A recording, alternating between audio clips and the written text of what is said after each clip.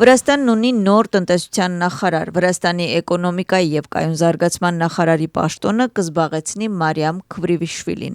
Այս մասին հայտարարել է Վրաստանի վարչապետ Իրակլի Կոբախիձյան կառավարության աշխատակազմում կայացած ճեպազրույցի ժամանակ։ Մարիամ Քվրիվիշվիլին իշխող կուսակցության քաղաքական խորհրդի անդամ է, 2019-ից 2020 թվականներին եղել է ազգային զբոսաշրջության վարչության ղեկավար, իսկ 2021 թվականի մայիսի 24-ից զբաղեցնում էր Վրաստանի էկոնոմիկայի և կայուն զարգացման փոխնախարարի պաշտոնը։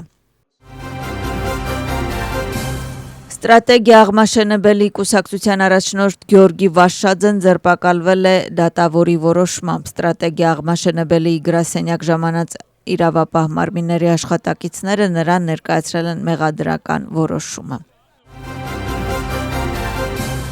Դատավորը մի քանի ժամ առաջ հրապարակեց Գյորգի Վաշադեի Վրաստանի խորհրդարանի ժամանակավոր քննչական հանձնաժողով չներկայանալու վերաբերյալ վերջնական որոշումը։ Թբիլիսիի քաղաքային դատարանը Վաշադեին դատապարտել է 7 ամիս ազատազրկման և 2 տարով արգելել է պաշտոն զբաղեցնել։ Գյորգի Վաշադեն ապրիլի 15-ին կանչվել է խորհրդարանի ժամանակավոր քննչական հանձնաժողով, սակայն չի ներկայացել։ Նրա մեղադրանք է առաջադրվել քրեական օրենսգրքի 349-րդ հոդվածով, որը վերաբերում է Վրաստանի խորհրդարանի ժամանակավոր քննչական հանձնաժողովի պահանջը չկատարելուն։ Խորհրդարանում լսեցին պետական անվտանգության ծառայության ղեկավարին։ Անդրեյ Օխանաշվիլին պատգամավորներին ներկայացնում է պետական անվտանգության ծառայության նախորդ տարվա գործունեության մասին տեղեկատվություն։ Անդրեյ Օխանաշվիլին արդեն խոսել է սպառնալիքների, մարտահրավերների և ծրագրերի մասին։ Թբիլիսիի քաղաքային դատարանում շարունակվում է դերասաններ Անդրո Ճիճինաձեի, Օնիսեյ Ցխադաձեի և խմբակային բռնության մեջ մեղադրվող 9 անձանց գործի բովանդակային քննարկումը։ Իրակլի Քերաշվիլիի փաստաբանը ներկա չի եղել այսօրվա նիստին, որից հետո մեղադրյալը ինքը լքել է գործընթացը։ Վրաստանի խորհրդարանը Գյորգի Գվարակիձեին ընտրել է գլխավոր դատախազ։ Նրա թեկնածությունը քվեարկության է դրվել խորհրդարանի լիագումար նիստում։ Վերջինիս աջակցել է 83 պատգամավոր, դեմ ոչ ոք։ Վերջինիս այսօր լսել են նաև իրավական հարցերի կոմիտեի նիստում, նա խոսել է իր առաջնահերթությունների, մարտահրավերների և ծրագրերի մասին։ Խորհրդարանական նիստին պատգամավորները քաղաքական հայտարարությունների համար նախատեսված ժամանակը հատկացրեցին տարածաշրջանում լարված իրավիճակի քննարկմանը։